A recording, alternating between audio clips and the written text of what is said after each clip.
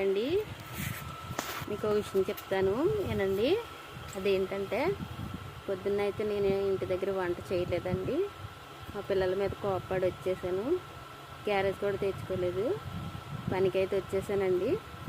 మా పిల్లలు మా అమ్మ ఆకలితో పని చేస్తుంది అనేసి ఆలోచించి క్యారేజ్ వండి తీసుకొచ్చారండి. చూపిస్తాను చూడండి. మీకు రైస్ తీసుకొచ్చాడండి. ఇదిగో కూర, ములక్కాయ.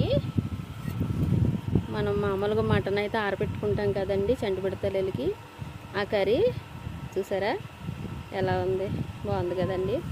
ఇదిగోండి పెరుగు చూసారా.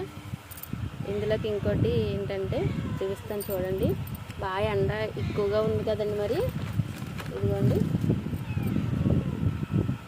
డ్రింక్ కూడా తీసుకొచ్చాడు. మా అమ్మ తాగుతుంది, ఎండలో పని చేస్తుందని. చూసారా మరి ఫ్రెండ్స్, పిల్లలు మన కడుపును పుట్టిన పిల్లలు మనకి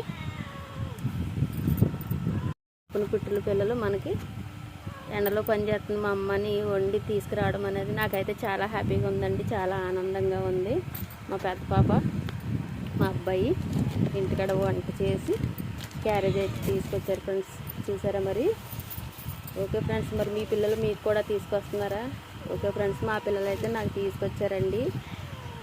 ఓకే ఫ్రెండ్స్, బాయ్.